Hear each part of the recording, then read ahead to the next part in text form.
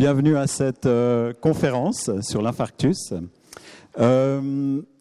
J'espère qu'on arrive à trouver encore quelques places. Alors vous êtes vraiment en grand nombre, donc merci à toutes et à tous d'être venus aussi nombreux ce soir. Ça fait vraiment très plaisir de voir que la cardiologie et surtout la prévention de l'infarctus génère autant d'intérêt. Donc voici le sujet de cette conférence. Saviez-vous que l'infarctus est la cause numéro 1 de décès en Suisse, avant même le cancer? Donc c'est évidemment un sujet extrêmement important et brûlant, j'ai envie de dire.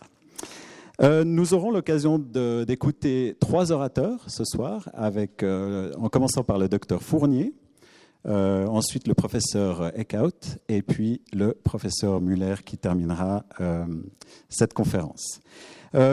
Ensuite, vous aurez l'occasion de poser vos questions. Alors, s'il vous plaît, évitez les questions personnelles, parce que ce n'est pas vraiment l'endroit.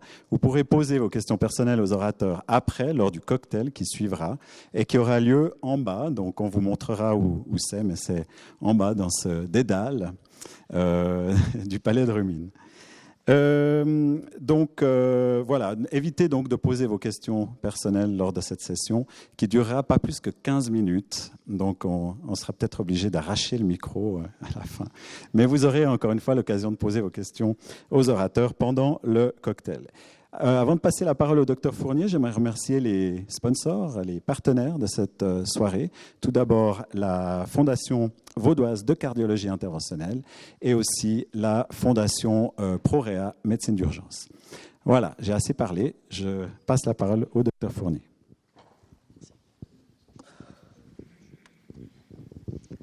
Bonsoir à toutes et à tous. J'ai donc le plaisir de débuter cette conférence en traitant un premier sujet au cours duquel on va aborder 2 questions. Et ces 2 questions, c'est quoi un infarctus ? Existe-t-il un dépistage ? Alors, c'est quoi un infarctus ? En Suisse romande, dans le langage populaire, on utilise plusieurs expressions. Un infarctus du myocarde, une crise cardiaque, une attaque cardiaque. Et en fait, tout ceci est synonyme et tout ceci traduit la même pathologie que dans le langage médical, on appelle plutôt infarctus du myocarde. Une définition assez académique, un infarctus du myocarde, c'est une situation au cours de laquelle une artère coronaire, on verra ce que c'est, est partiellement ou entièrement obstruée, de sorte que certaines parties du muscle cardiaque, qu'on appelle le myocarde, ne sont plus oxygénées.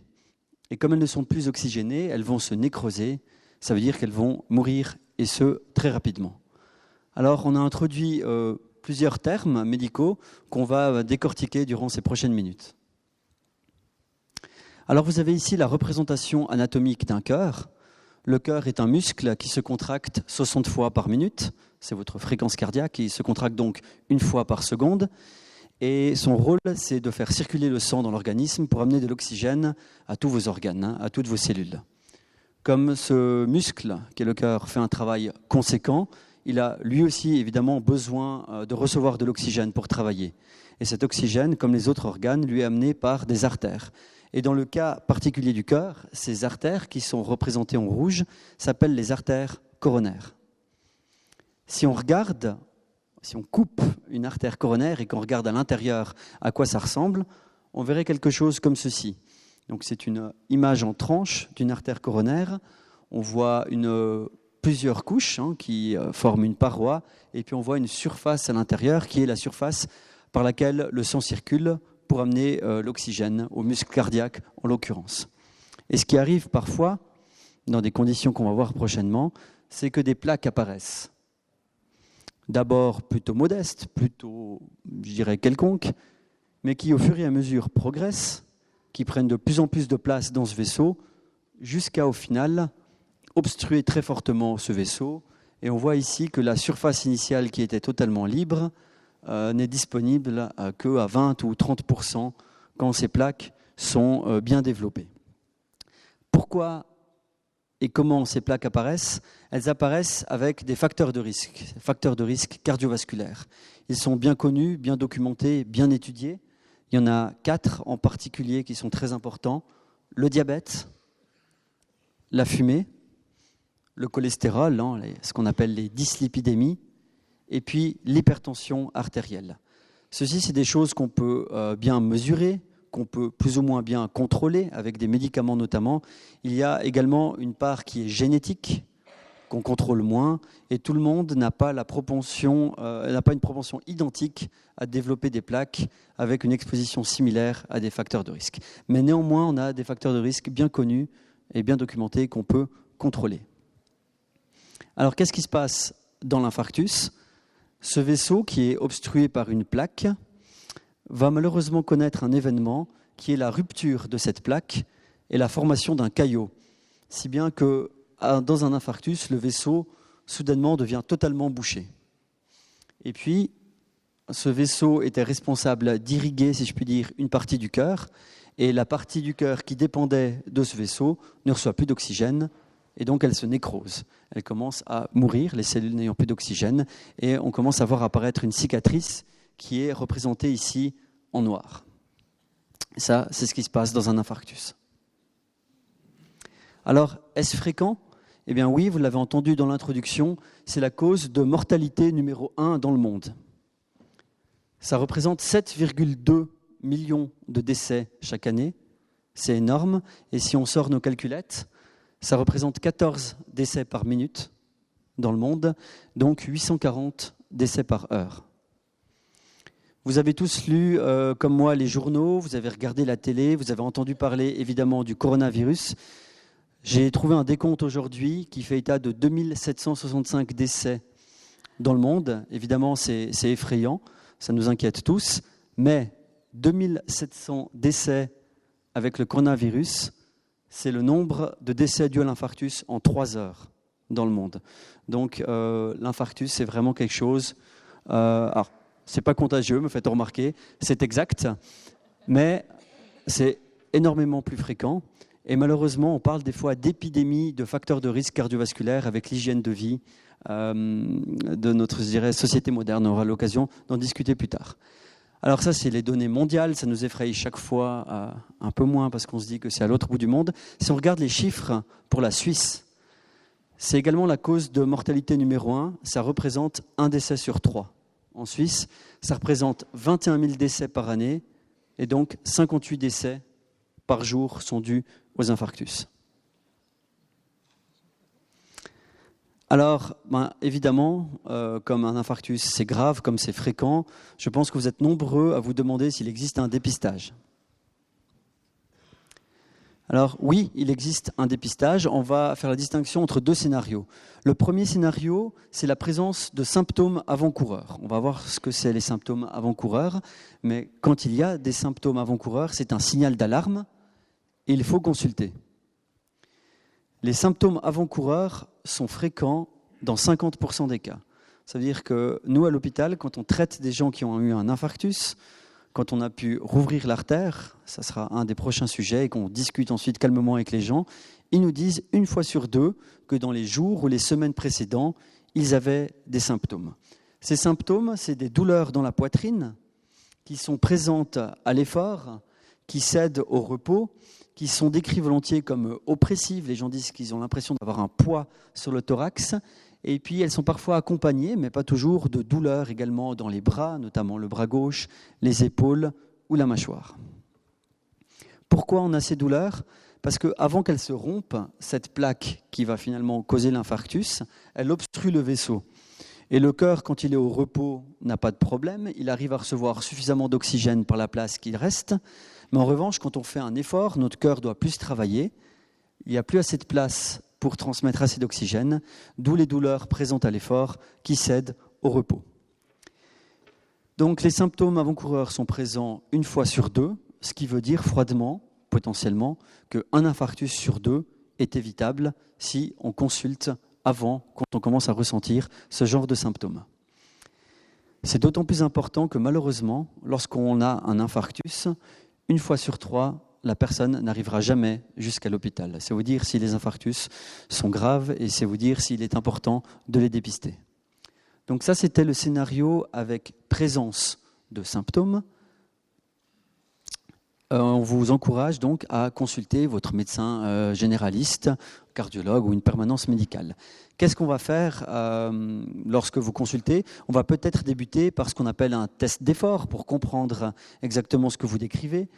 Souvent, on va vous courir ou de marcher vite sur un tapis ou sur un vélo. L'intérêt pour le cardiologue, c'est de comprendre et essayer de reproduire les symptômes. On fait un électrocardiogramme, on a différents paramètres qui vont nous aider à voir comment travaille votre cœur à l'effort, mais la précision n'est de loin pas 100%, elle est plutôt de l'ordre de 60%. Ça serait trop facile si, en faisant marcher des gens sur un tapis, on arrivait à détecter la présence de plaques dans les artères avec une fiabilité de 100%. C'est pourquoi on encourage ensuite, et c'est ce qu'on fait au CHUV, à faire d'autres tests pour aller plus loin, qui sont classiquement une IRM, ou un scanner qui vont nous permettre, par exemple, de voir les artères coronaires et d'essayer de détecter la présence de plaques. Après, dans la majorité des cas, peut-être, j'espère, dans la salle, vous n'avez pas de symptômes, mais vous avez quand même envie d'éviter d'avoir un infarctus. Et on est donc dans le scénario numéro 2. Sans symptômes, quel est le dépistage ? Eh bien, le dépistage, c'est le dépistage des facteurs de risque cardiovasculaires. L'hypertension artérielle, malheureusement, sauf cas extrême, ne se ressent pas. Vous n'avez pas un moyen de savoir si actuellement votre pression est à 120, 140, 160 ou 180. C'est pourquoi on recommande une mesure à l'âge adulte, vers 40 ans, suivie ensuite d'une mesure au moins chaque 5 ans, chez votre généraliste, si la mesure était irréprochable, ou alors si elle était plutôt normale haute, on va rapprocher ce suivi, on va le faire chaque 3 ans ou chaque année. Le cholestérol, là encore, vous n'avez aucun moyen de savoir, simplement en écoutant vos symptômes, en écoutant le ressenti de votre corps, si vous avez beaucoup ou peu de cholestérol. Et donc, également, on recommande un dépistage. En l'occurrence, les recommandations de la Société européenne de cardiologie, c'est de faire une prise de sang, puisque c'est comme ça qu'on détecte le cholestérol, dès 40 ans chez les hommes et dès 50 ans chez les femmes, pour mesurer ces valeurs de cholestérol. Et on recommande également de répéter cette prise de sang chaque 5 ans. Finalement, le diabète, lui aussi, vous ne pouvez pas le ressentir. Donc si vous ne le cherchez pas, vous ne le découvrirez pas. Et le cholestérol, les recommandations les plus récentes, c'est que dès 45 ans, il faudrait le rechercher au moyen d'une prise de sang chaque 3 ans. Alors, il y a beaucoup de recommandations un petit peu différentes dans la fréquence, mais si on veut résumer, je dirais que dès 45 ans, il faudrait au minimum que chaque 5 ans, chez votre médecin de famille, vous mesuriez la tension artérielle, que vous fassiez une prise de sang pour mesurer votre cholestérol et pour rechercher un diabète. Évidemment, en tout temps, arrêter le tabac est une mesure qui protège contre la survenue d'un infarctus. Ces facteurs de risque cardiovasculaire sont extrêmement importants. J'en veux pour preuve ce tableau. Ce tableau qu'on va décortiquer ensemble vous affiche la probabilité de présenter un événement cardiovasculaire fatal dans les 10 prochaines années. Ce qu'on voit, c'est que cette probabilité dépend du sexe, elle dépend de l'âge, elle dépend du fait que vous soyez fumeur ou non fumeur, elle dépend de votre pression artérielle et elle dépend également de votre cholestérol. On va prendre un exemple. Prenons l'exemple d'une femme, donc on va se concentrer sur la partie gauche du tableau, qui a 60 ans, on va prendre donc la bonne ligne, qui n'est pas fumeuse, on prend la colonne de gauche, qui a une tension artérielle de 140, on prend donc la bonne ligne, et qui a un cholestérol total de 4. Cette femme a une probabilité de décéder d'un événement cardiovasculaire dans les 10 ans qui est faible, elle est de 1%. Elle est donc de 0,1% par année, c'est extrêmement faible. Prenons maintenant un autre exemple. On prend cette fois un homme qui a 60 ans, qui n'est pas fumeur, qui a une tension artérielle qui est bien haute, elle est de 180, et qui a un cholestérol qui est bien haut également, il est de 7. Cet homme a 8% de chances de décéder d'une maladie cardiovasculaire dans les 10 prochaines années. Donc simplement avec des facteurs de risque cardiovasculaires un petit peu différents, il a 8 fois plus de chances de décéder de maladie cardiovasculaire que la femme qu'on a vue tout à l'heure.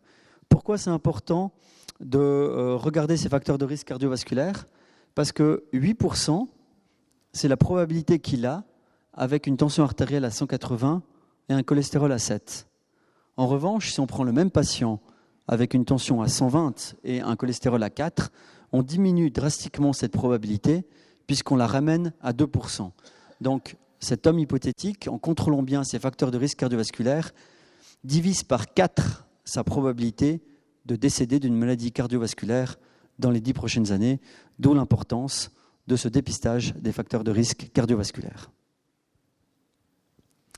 Pour résumer cette première partie de la présentation, si vous avez des symptômes qui sont ces douleurs oppressives, qui écrasent parfois, qui brûlent, qui sont présentes à l'effort et qui cèdent au repos, il faut consulter.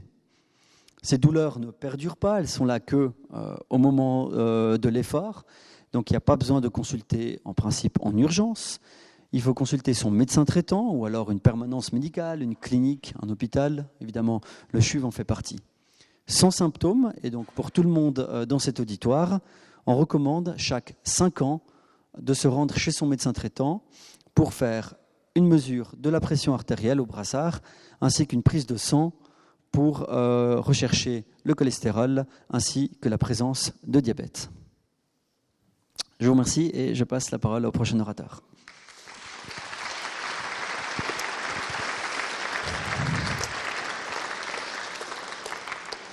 Merci beaucoup Stéphane de Fournier. Donc la deuxième partie, vous m'entendez bien? Aussi au fond de la salle? Ok. Deuxième partie, c'est de parler de réflexes à avoir, ce qu'il faut faire. Je ne vais pas parler de ce qu'il ne faut pas faire, il faut être positif, il faut parler de ce qu'il faut faire. Ok. Alors le scénario, il y a plein de scénarios, mais je prends les scénarios les plus classiques. Ça se passe à la maison, donc l'infarctus survient à la maison. Vous êtes seul ou vous êtes avec quelqu'un.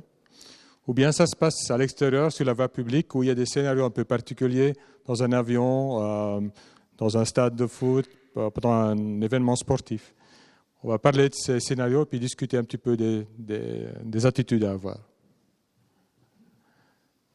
Je reprends donc ce que Dr Fournier nous a bien expliqué, ce que c'est la maladie coronarienne. Cette atteinte des vaisseaux coronaires fait que progressivement les artères se bouchent et puis c'est une maladie qui est très fréquente, qui tue la majorité qui est la cause principale de décès en Suisse, en Europe occidentale. Et je vous montre cette image ici parce qu'elle montre typiquement, il a neigé aujourd'hui, il fait froid. Quand il y a la bise, typiquement les gens se plaignent de cette douleur typique, l'angiodynie qui est le précurseur de l'infarctus. Donc quelqu'un qui sort du restaurant, qui a mal et qui souffre, et vous voyez vraiment ce signe aussi qui est assez typique. J'ai l'honneur, j'ai vraiment le plaisir d'enseigner chaque année à nos étudiants de médecine le cours sur l'infarctus. Je dis chaque fois à la fin, après 45 minutes, quand vous sortez d'ici, vous devez être capable de poser le diagnostic d'un infarctus parce que ce n'est pas si compliqué. Ce n'est pas toujours simple, mais en règle générale, ce n'est pas si compliqué que ça, parce que l'anamnèse, la discussion avec le patient vous apprend quasiment tout. La douleur qui est typique, est intense. Le patient vous dit toujours, j'ai jamais eu autant mal dans ma vie. S'il vous dit ça, vous savez quelque chose qui se passe. Okay? Donc, c'est important de signaler ça. Et puis, c'est simple, il faut appeler à l'aide. Il ne faut pas penser que ça va passer.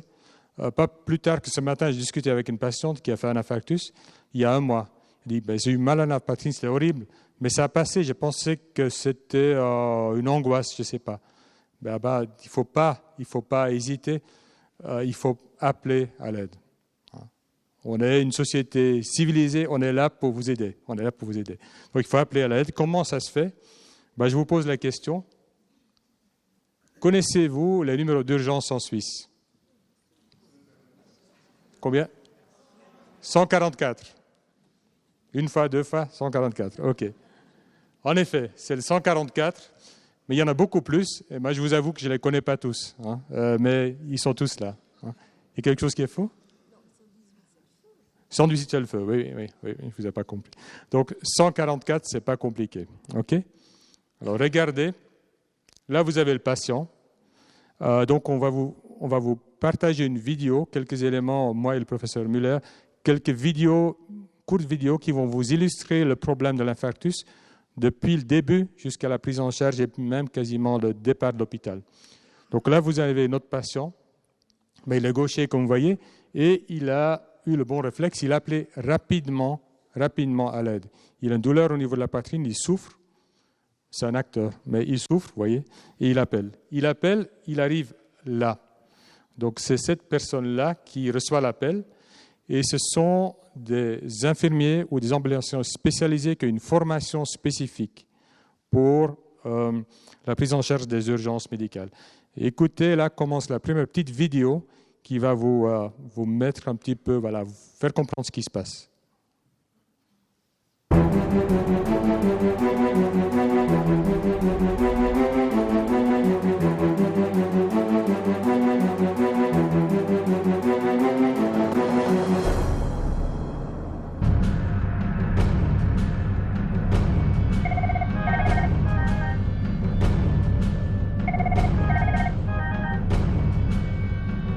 Urgence santé 144 ? Oui, bonjour. Je ne me sens pas très bien. Je vous appelle, j'ai très mal à la poitrine. Vous êtes dans quelle ville ? À Grandson. À quelle rue ? Chemin de Renard, 9. À quel étage ? Au 4e. C'est une villa, volontiers. Le nom de famille ? C'est Dami, D-A-M-I. Vous avez mal à quel endroit, monsieur ? J'ai mal à la poitrine, au bras et à la mâchoire. Ça remonte dans la mâchoire. Depuis combien de temps ? Une dizaine de minutes. D'accord. Ce qui serait bien, avant que les ambulanciers arrivent, ce serait de prendre... 500 mg d'aspirine. Oui, tout à fait. D'accord, il faut vous installer confortablement et j'ai fait le nécessaire. Merci. Donc vous voyez donc il y a eu ce premier contact donc avec la centrale d'appel et vous allez voir en effet que rapidement les choses vont se mettre en route. Quel est le rôle de la centrale ?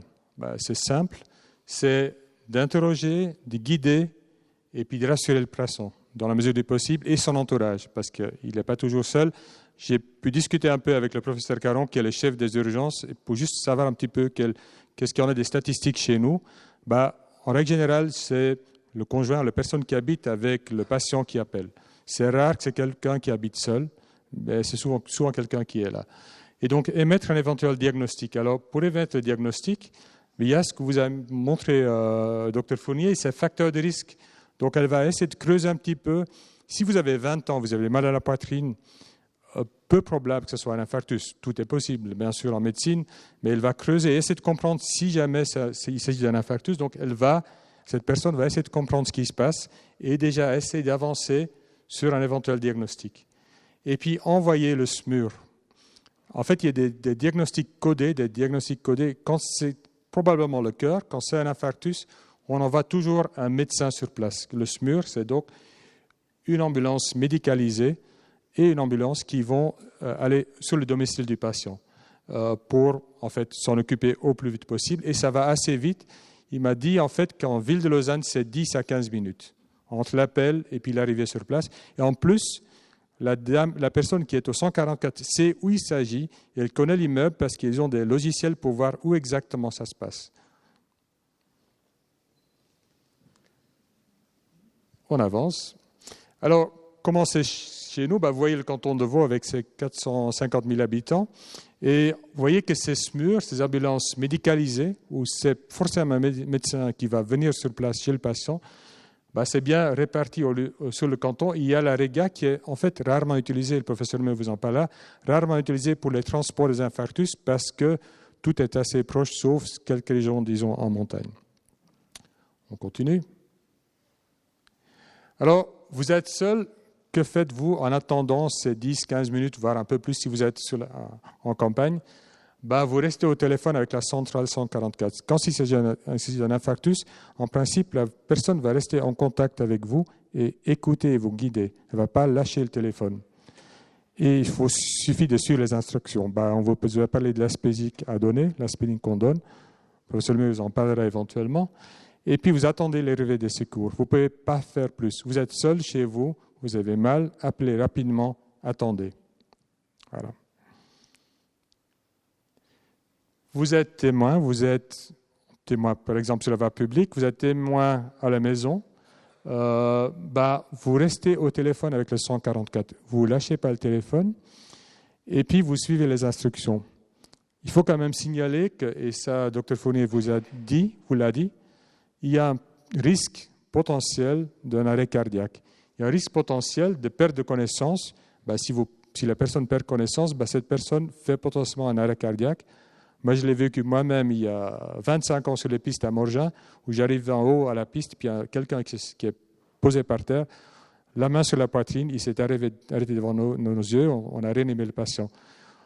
En fait, qu'est-ce qui se passe si vous êtes là? Ça se passe, on va vous demander, mettez votre téléphone sur haut-parleur et on va vous guider pour une réanimation de base. Qu'est-ce que c'est? C'est simplement un massage cardiaque. Et on va même vous donner le rythme du massage cardiaque, on va vous guider, vous allez masser comme ça, on va vous l'expliquer. On ne va pas entrer dans les détails, mais on va vous guider. Et sachez que très peu de gens, ce que dit mon professeur Caron, très peu de gens refusent. Il faut savoir aussi qu'il y a un réseau de volontaires qui sont appelables dans la région, dans le lieu qui concerne la victime, qui peuvent être appelés, qui peuvent aller sur place. Ce sont des volontaires qui ont été formés, qui potentiellement peuvent venir pour réanimer si ça se passe mal. Je pense qu'on va continuer avec notre vidéo. En effet.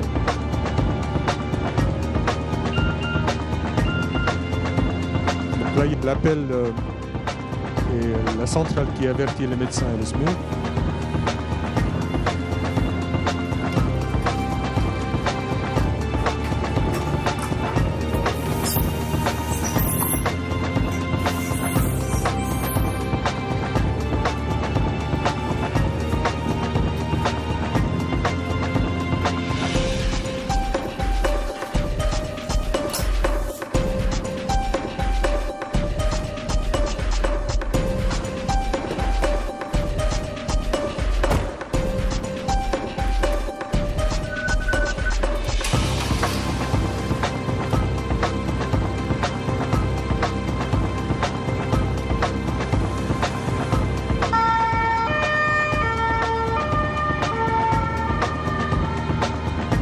Là, vous voyez l'ambulance et le SMUR, c'est la voiture qui l'accompagne avec le médecin.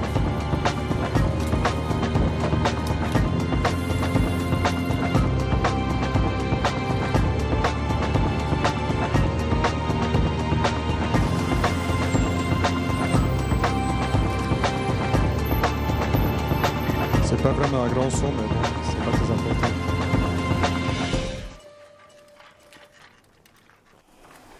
Bonjour. Bonjour. Bonjour monsieur. Bonjour. Je m'appelle Laure, je suis ambulancière. Je suis avec François, mon collègue. Bonjour monsieur. Alors, expliquez-nous ce qui vous arrive.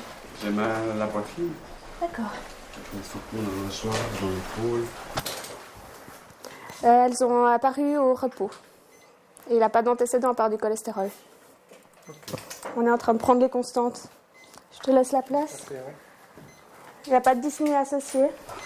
Bonjour. Bonjour. Je suis un des médecins. Je suis préparé pour faire un 12 dérivation, un ECG. D'accord. Ok, juste écouter le cœur. Le 12 pistes. Oui. Pendant quelques secondes, on va vous demander de respirer calmement et de ne pas parler, d'accord? Voilà. Vérifier électrode. D'accord. Alors, c'est parti.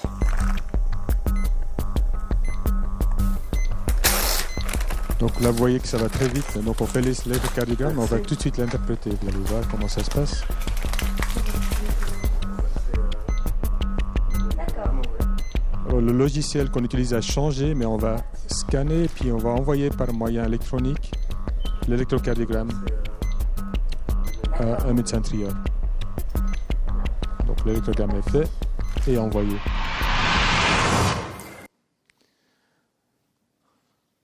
Voilà, donc, Dr Fournier vous a expliqué, je vous rappelle juste brièvement ce que c'est l'infarctus. C'est important de savoir qu'il s'agit donc d'un vaisseau, une artère coronaire, qui perfuse le muscle, qui va se boucher sur un petit caillot de sang.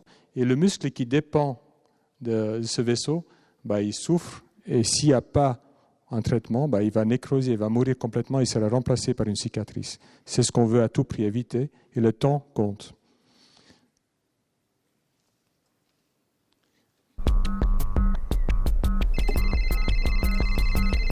Voilà, ça c'est le médecin trieur qui est un médecin responsable aux urgences. Fabrice, médecin responsable des urgences. Eh, salut. Ok.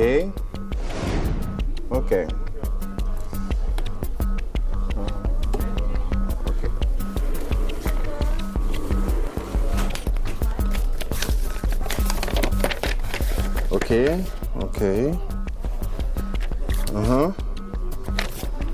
Ouais, c'est bon. Ok. Yes. Ok.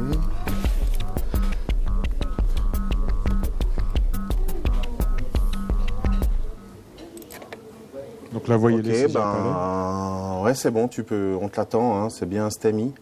On t'attend au déchoc, on va faire sonner l'alarme. Ciao. Salut.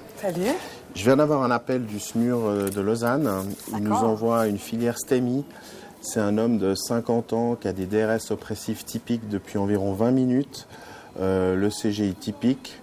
Donc il va arriver dans 20 minutes, ouais. Pour le déchoc de médecine, il est hémodynamiquement stable et non intubé. Très bien. C'est bon pour toi? Très bien, je lance tout ça. Okay. Je te remercie. Donc vous voyez que c'est une prise en charge très standardisée qui existe depuis 2013 dans le canton de Vaud. Et vous voyez l'importance de l'électrocardiogramme, c'est ce qu'on enseigne aussi à nos étudiants. Il y a l'anamnèse, donc ce que le patient vous raconte, prenez le temps d'écouter ce qu'il vous dit. Et puis la deuxième chose essentielle, c'est le cardiogramme. Je vous montre un électrocardiogramme qui est assez spectaculaire. Alors, le mot STEMI, c'est un peu technique, mais c'est infarctus, c'est le jargon qu'on utilise parce qu'en fait, il traduit ce qu'on voit à l'électrocardiogramme. C'est technique, c'est médical, ça ne vaut pas la peine d'entrer dans les détails, mais STEMI, c'est infarctus. Donc le cardiogramme typique, disons assez impressionnant d'un infarctus ici, que vous voyez. Donc on a le diagnostic, c'est clair, il faut aller de l'avant, le temps compte. Okay. Alors, cette image vous montre le patient qui va arriver au CHUV, donc amené par l'ambulance, et elle vous montre l'importance du transport médicalisé. Peut-être que vous pouvez vous imaginer pourquoi le transport médicalisé est important. Pourquoi ne pas y aller en taxi? Pensez. Docteur, un malaise, mais le malaise qu'on craint, c'est l'arrêt cardiaque. Hein? Donc, jusqu'à 30% des patients, bon, on n'est pas sûr que c'est 30, mais on pense que c'est environ 30% des patients font un arrêt cardiaque qui est une traduction de l'infarctus. Et en fait, je vous montre l'importance de tout ça, parce que là, on est dans les années 60-50. À l'époque, quand on faisait un infarctus, on vous donnait de la morphine, on vous mettait dans un lit. Une personne sur trois, plus ou moins, ne survivait pas. Depuis qu'on est arrivé à réanimer et à transporter les patients vers un hôpital, on a baissé de moitié la mortalité. Parce que il faut être là si le cœur s'arrête. Voilà, on continue.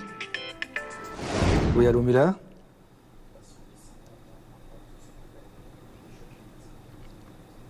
Ok, j'arrive, pas de problème. Alors, je dois y aller, il y a un infarctus.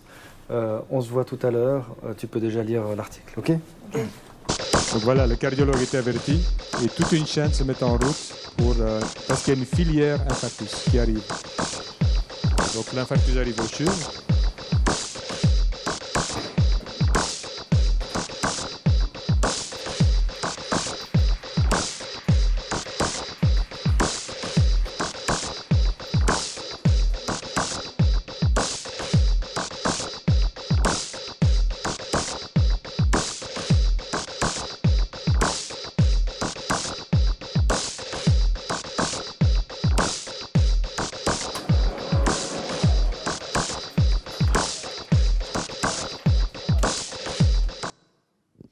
Voilà, donc le patient est arrivé au CHUV. On va brièvement s'arrêter au déchoc. C'est un endroit où on va trier un petit peu, voir si tout est OK. Mais on va laisser le patient sur le brancard des infirmiers, puis l'amener pour le traitement. Le professeur May vous en parlera. Alors, je vous ai parlé de cette filière infarctus qui existe depuis 2013. La santé publique du canton a pris conscience que c'est un problème de santé publique parce que plus vite qu'on intervient, plus qu'on a un impact sur la mortalité et sur la survie du patient. Et donc ça, c'est une petite pancarte que portent les assistants ou les médecins concernés. Et ça résume en fait les algorithmes, c'est comment on prend en charge. Ça vous guide dans la prise en charge. Tout est très standardisé chez nous. Un peu comme chez les pilotes. Hein, tout est très standardisé, ça évite les erreurs. Okay. Voilà, on va maintenant aller vers la salle. Donc la salle de carte m'a appelé, c'est dispo, okay. On peut y aller. Donc je te laisse t'accompagner. Tu les accompagnes en haut aussi. Oui. Et puis il y a la tour de cardio que vous attendez.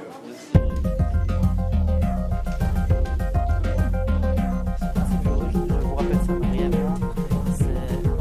On va cliquer dans l'artère fémorale. Et puis là, si vous n'avez pas d'allergie connue, pas d'allergie au iode, parce que c'est un produit qu'on va l'utiliser.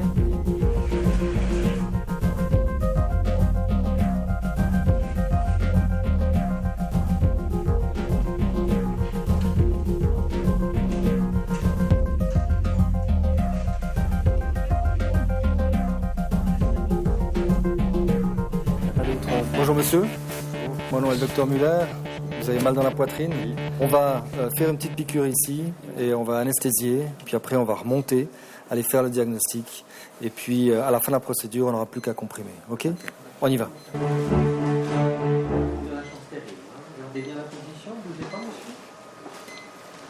Donc là dans ces salles d'intervention, donc vous verrez ça encore plus en détail avec le professeur Muller, mais là vous voyez déjà un petit peu comment on commence la procédure.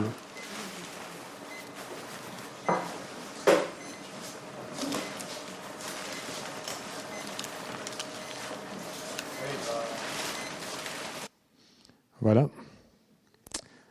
Alors, ça c'est la dernière diapositive, avant de passer parole au professeur Muller. Quelques messages clés. Donc, vous avez compris qu'il faut appeler à l'aide, il ne faut pas essayer d'être plus malin. Nous les médecins, on n'a peut-être pas les meilleurs exemples parce que vous savez ce qu'on dit, mais il faut appeler à l'aide. Il ne faut pas hésiter si ces symptômes vous concernent, si ces symptômes dont on a parlé depuis le début de l'exposé, si ça vous arrive, il faut appeler à l'aide. Il n'y a qu'une solution, 144, vous ou la personne qui était avec vous. Si c'est sur la voie publique, vous êtes obligé d'aider les autres, donc vous devez appeler 144 puis expliquer ce qui se passe. Ces personnes sont des professionnels, ils ne sont pas méchants, ils sont très polis avec vous, ils vont vous aider et vous guider. N'oubliez pas, ils sont là pour vous aider, on doit s'aider. Suivre les instructions des professionnels, tout le monde. Et puis être conscient qu'un arrêt cardiaque peut arriver, être conscient que ça peut arriver. Je pense que c'est un message important, vous n'êtes pas des médecins, mais c'est un message qui est important que je souhaite que vous le reteniez. Parce que si vous le voyez, vous pouvez éventuellement sauver la vie de quelqu'un. Donc, être conscient que le pire peut arriver. Okay? Être prêt ou prête à réanimer, je sais que ce n'est pas évident, mais disons, si vous êtes seul avec cette personne, c'est quand même une obligation morale, je pense, mais c'est une opinion personnelle. Okay? Restez proche, en tout cas, de la personne à tout moment. Et je vous ai montré ça parce qu'il faut finir avec un message positif, 2 messages positifs. C'est que si on prend en charge rapidement, le pronostic de l'infarctus est excellent. De nouveau, vous verrez ça dans le 3e exposé. Puis dernier point, on a de la chance, mais on n'est pas les seuls. Il ne faut pas penser qu'on est sur un îlot en Suisse. En Europe occidentale, globalement, la prise en charge d'infarctus est excellente parce qu'on a des réseaux de prise en charge d'infarctus qui sont bien organisés partout en Europe occidentale. Voilà, je vous remercie pour votre attention.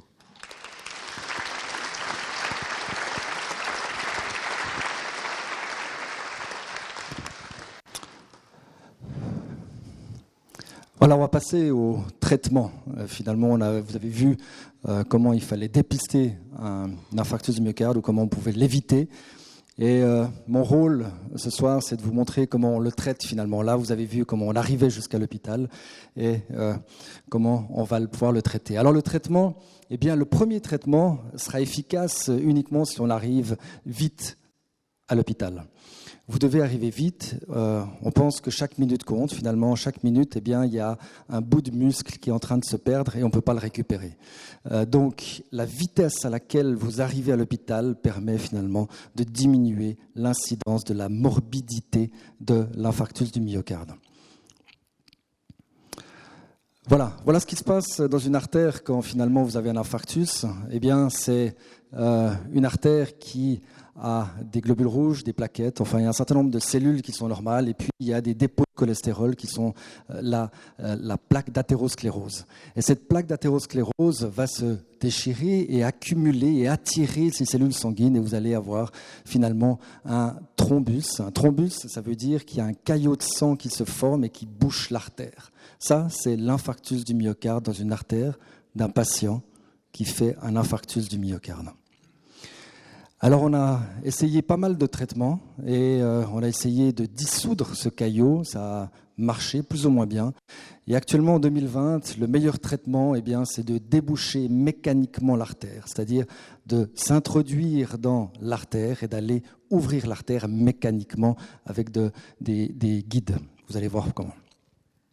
Alors, ça c'est un hôpital, vous entrez à l'hôpital et notre but, et ce sont finalement nos objectifs ici en Suisse et d'ailleurs dans l'Europe, eh bien c'est d'arriver à déboucher cette artère une fois que vous êtes entré dans l'hôpital en moins de 60 minutes. Ça a l'air long, mais c'est un challenge puisqu'il faut vous acheminer dans une salle d'opération qu'on appelle une salle de cathétérisme. Il faut que la salle soit libre, il faut que la salle soit allumée et il faut en plus qu'il y ait un cardiologue interventionnel, donc un cardiologue qui soit capable de déboucher cette artère. Il faut un technicien en radiologie, il faut une infirmière spécialisée. Et ces 3 personnes doivent être prêtes en 60 minutes dans une salle de cathétérisme, 24 heures sur 24, 7 jours sur 7.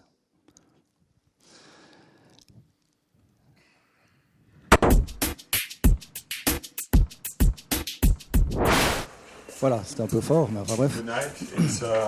Ça, c'est le professeur Eckhout, à 2h du matin, qui a été appelé. C'est du live qu'on a enregistré pour un cas réel. Alors, il ne porte pas toujours des cravates, comme vous pouvez voir, mais disons qu'il se réveille gentiment.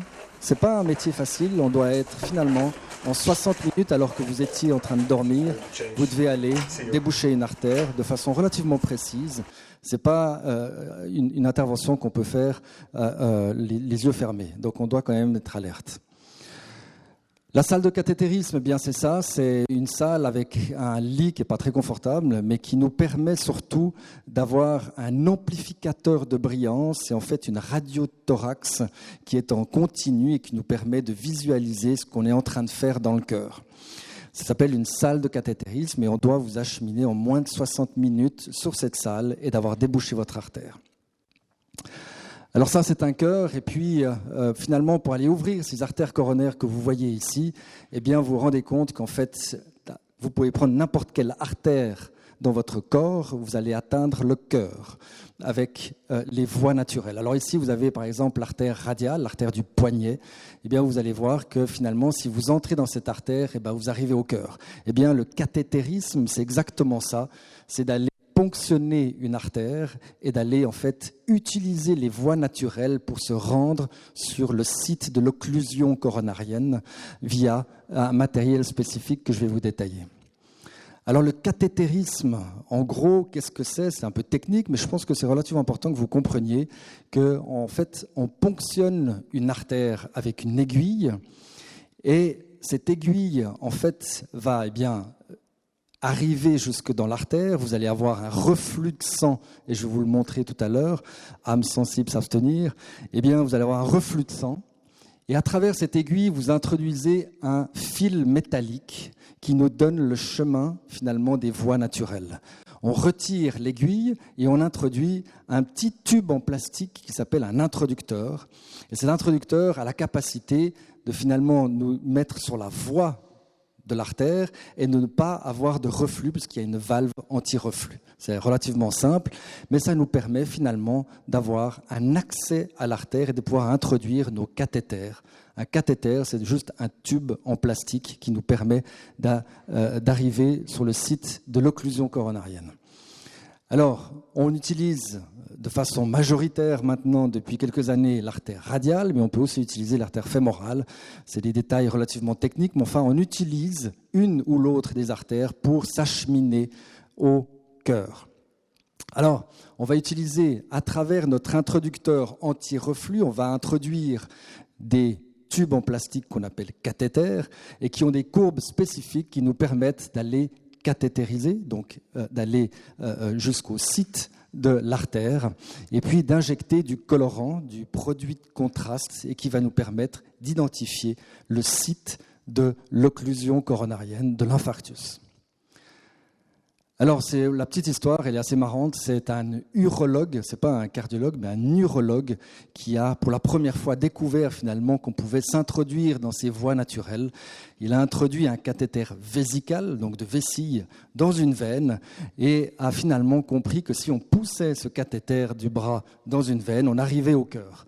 Il a pris une radio de thorax, il a démontré en 1949 que finalement on pouvait faire du cathétérisme, c'est-à-dire atteindre le cœur via la périphérie. Il s'est fait renvoyer de son université pour ça. Il a reçu le prix Nobel plus tard. Voilà, alors ça c'est au CHUV. On a filmé une ponction, comme je viens de vous l'indiquer, c'est pour atteindre l'artère. Alors on fait une petite anesthésie locale, une anesthésie qui est exactement la même que celle du dentiste. On anesthésie le pli de laine et en fait on rend indolore cette partie. Il faut savoir qu'après, là vous voyez qu'on a ponctionné l'artère, on est bien dans l'artère, vous voyez qu'il y a une pression, il y a un reflux sanguin, et on introduit notre fil guide, notre fil métallique, dont je vous ai parlé tout à l'heure, qui remonte selon les voies naturelles. Les voies naturelles, donc les artères, n'ont pas de nerfs à l'intérieur, donc vous ne sentez rien. Vous sentez juste la piqûre de la peau, mais qu'on a anesthésiée, et après on remonte finalement sans douleur jusqu'au cœur. Donc c'est extrêmement ingénieux. En fait, on peut atteindre le cœur via n'importe quelle artère en utilisant ces voies naturelles. Ici, on introduit cet introducteur dont je vous ai parlé tout à l'heure, qui a la capacité d'avoir un reflux, mais surtout on peut refermer ce reflux. Et donc, on peut éviter le saignement et atteindre finalement le cœur sans reflux. Voilà, ça c'est notre cathéter, petit tube en plastique qu'on introduit sur le fil guide et qui nous permet de monter jusqu'au cœur. Ce cathéter a une courbure et donc on peut avancer et l'orienter, c'est-à-dire qu'on peut s'orienter dans les 3 dimensions et aller trouver les artères coronaires et notamment l'artère qui est occluse. Voilà, donc ici on manipule nos cathéters à droite et à gauche, en avant et en arrière, ce qui nous permet de se repérer dans nos 3 dimensions. Et évidemment, ça demande un petit peu d'entraînement. Et on peut atteindre, d'une part, le cœur. Vous allez voir ici, on va pouvoir injecter du produit de contraste, donc du colorant à l'intérieur du cœur pour voir quelle est la fonction du cœur. Vous voyez ici qu'on injecte du produit de contraste dans le cœur. Vous voyez ici le cœur qui se contracte. Vous voyez ici que ça se contracte nettement moins bien. C'est un infarctus du myocarde. Il y a une paroi qui est déjà lésée, qui ne marche plus parce qu'elle n'a plus le sang. L'artère est obstruée et donc le but, c'est évidemment de rendre vie à cette paroi qui ne marche plus. Voilà.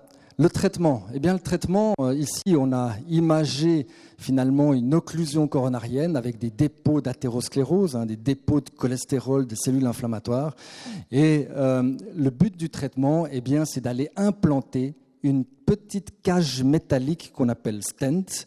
C'est du cobalt chrome, c'est extrêmement fin, c'est environ entre 60 et 100 microns la maille.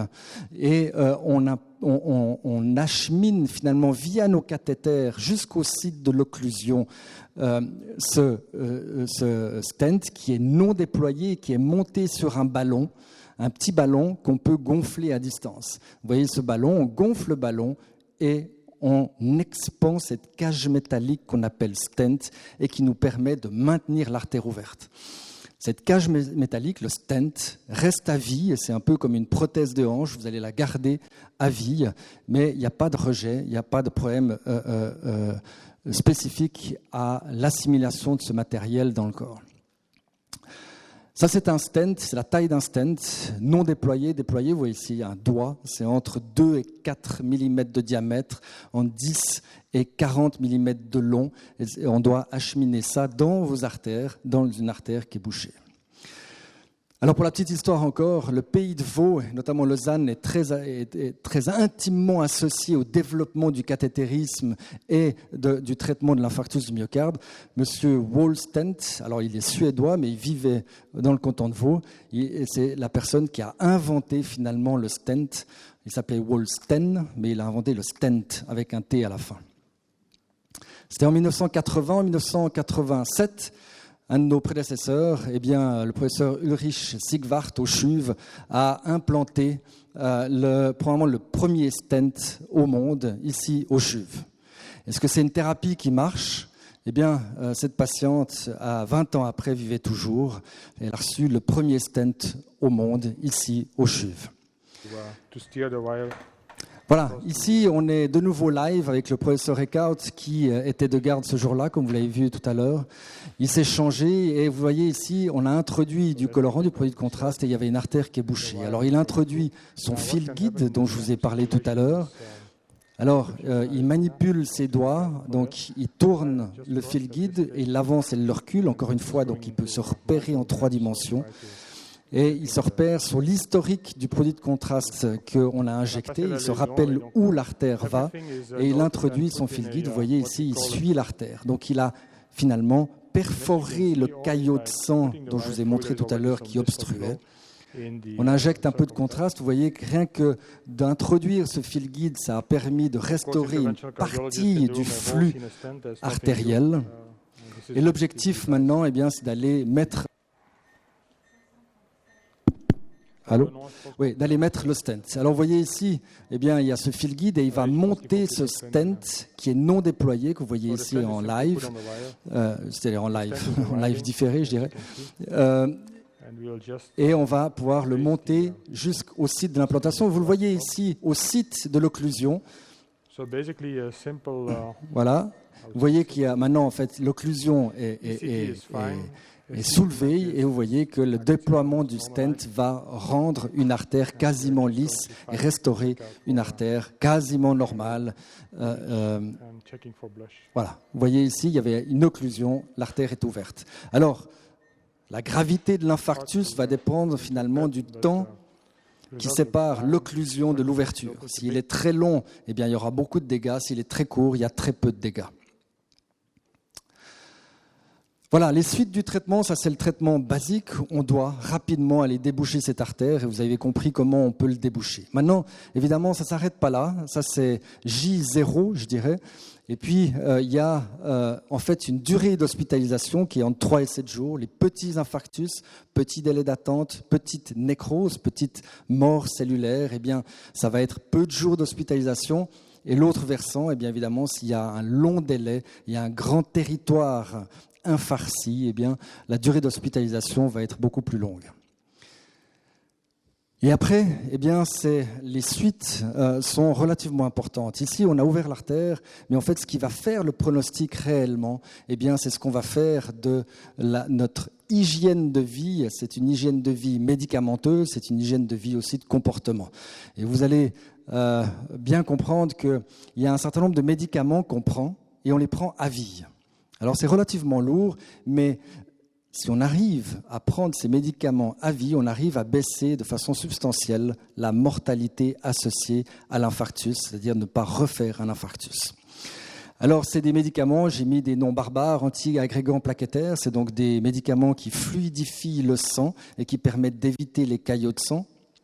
C'est des médicaments contre le cholestérol et j'ai bien mis les statines pour que tout le monde comprenne que les statines soient un médicament extrêmement important dans la prévention secondaire. Donc après un infarctus, les statines diminuent la mortalité. Il y a beaucoup de choses qui sont dites sur les statines et peut-être qu'on aura l'occasion d'en discuter, soit au dîner, à l'apéro. Mais enfin, n'oubliez pas, les statines après un infarctus, ça diminue la mortalité. Et c'est quelque chose qui est indiscutable. Il y a des bêta-bloquants IEC, c'est des médicaments qu'on prend aussi à vie et qui permettent de mieux cicatriser et de relâcher l'effort du cœur. Les suites du traitement, eh bien, c'est de sortir de l'hôpital en 3 et 7 jours et puis d'aller faire une réadaptation cardiaque. La réadaptation cardiaque, c'est en fait un programme clinique qui dure environ 3 semaines. Ça a des variations, ça peut être sur le mode ambulatoire, ça peut être sur un mode stationnaire où vous restez.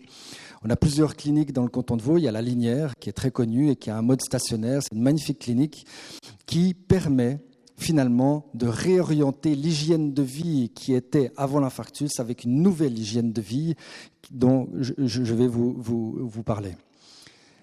La réadaptation cardiaque, si on la fait, et on la fait bien, et on la permet finalement de changer l'hygiène de vie, diminue de 22% la mortalité associée à l'infarctus en termes de risque relatif. Le suivi, eh bien, je vous ai parlé donc des médicaments, de la réadaptation cardiaque, et puis il y a l'après. Une fois que vous retournez finalement au travail, eh bien, c'est cette hygiène de vie qu'il faut changer. L'hygiène de vie, c'est en fait contrôler ces facteurs de risque que vous connaissez, dont on vous a déjà parlé, mais c'est surtout aussi une hygiène de vie de comportement. C'est bouger. Vous savez que la maladie du siècle, c'est d'être assis. Alors, je suis désolé de vous voir tous assis, mais évidemment, c'est de bouger. Bouger tout le temps, en fait, c'est une chose qui est relativement importante. Il y a une petite étude genevoise relativement intéressante qui a été menée par les cardiologues de Genève qui ont pris les escaliers pendant 3 mois. Donc, ils se sont interdits d'ascenseur pendant 3 mois. Le service de cardiologie est au 6e étage, donc ils ont fait quand même pas mal de trajets. Et ils ont pu mesurer les facteurs de risque cardiovasculaire de chaque cardiologue. Et après 3 mois, il y avait une baisse de la pression, une baisse du cholestérol. Et finalement, un bien-être aussi qui était relativement important. Donc, bouger, c'est essentiel dans la prévention de l'infarctus.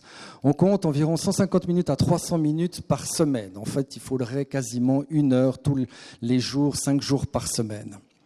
C'est évidemment beaucoup. Il y a des gens qui travaillent, qui ne peuvent pas se octroyer finalement 1 heure par jour.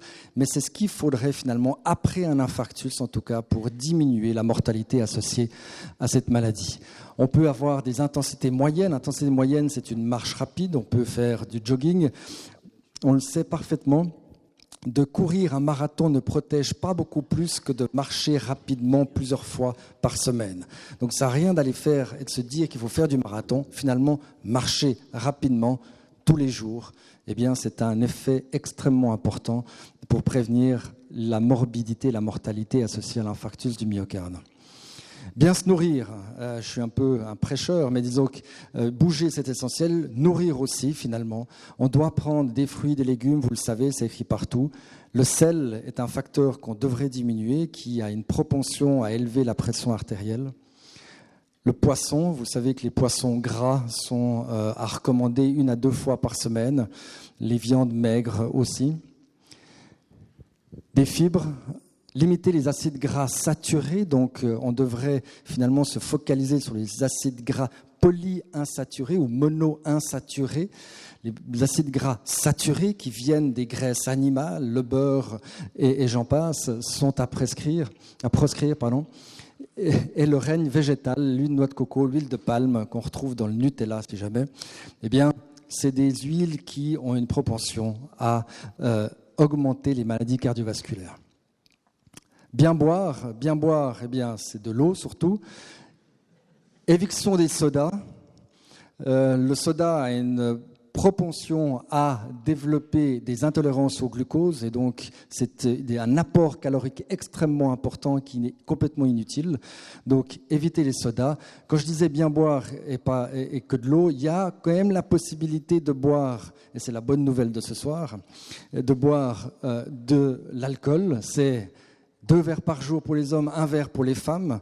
Finalement, c'est des doses qui sont relativement modérées. Et il y a un petit intérêt à boire du rouge. Le rouge a probablement des antioxydants, c'est des polyphénols qui protègent contre la maladie cardiovasculaire. Alors les recommandations sont extrêmement claires ce soir. Ça n'encourage pas à commencer à boire, mais c'est à boire modérément. Voilà, toute cette hygiène de vie devrait se concrétiser finalement à la fin avec une perte de poids. surtout bouger et bien se nourrir, eh bien, devrait finalement amener à chacun un bien-être qui se concrétise aussi en termes de poids. Et on devrait se retrouver finalement ce qu'on appelle normal, c'est l'indice de masse corporelle, le poids divisé par la taille au carré, qui mesure relativement bien finalement l'excès de poids par rapport à la taille. Eh bien, on devrait se retrouver entre 18 et 25, c'est finalement l'objectif post-infarctus. Voilà, j'en arrive à la fin. Vous avez relativement, j'espère, bien compris comment on traite un infarctus et comment on va le traiter à long terme, puisque c'est une maladie qui doit se traiter toute sa vie par une hygiène de vie et par des médicaments. Je vais conclure finalement cette présentation sur l'infarctus du myocarde par quelques conclusions qui me paraissent extrêmement importantes. C'est ce que vous a dit le docteur Fournier, c'est le dépistage systématique, parce que finalement, l'infarctus, on peut l'éviter. Vous avez bien compris qu'environ 50% des gens ont des douleurs thoraciques avant un infarctus du myocarde. Donc déjà, rien que le patient qui est symptomatique doit être pris en charge. Et puis, on peut éviter finalement la maladie coronarienne avec un dépistage des facteurs de risque cardiovasculaire. Dépister tous les 5 ans ou tous les 3 ans pour le glucose, eh bien, il faudrait dépister à chacun les facteurs de risque cardiovasculaire. La douleur thoracique, vous devez savoir qu'une douleur thoracique, c'est pas normal.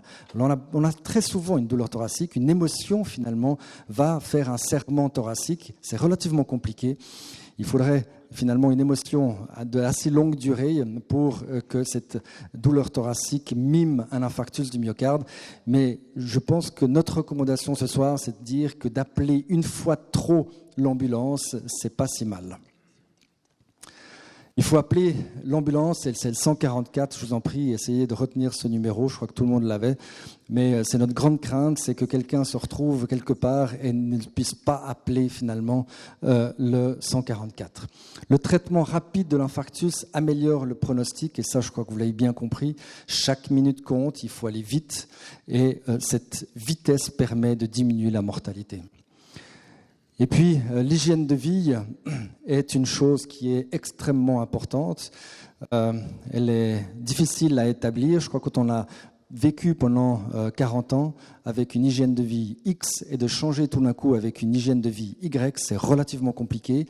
C'est le rôle de la réadaptation cardiaque. On passe plusieurs semaines à changer finalement le comportement des gens. C'est extrêmement important et on arrive avec des mesures relativement simples à changer le pronostic des patients. J'ai plusieurs patients qui m'ont dit, après un infarctus, en fait, je me sens nettement mieux maintenant avec cette nouvelle hygiène de vie qu'avant mon infarctus. Donc essayez cette nouvelle hygiène de vie, en fait, ça vous améliorera même sans infarctus.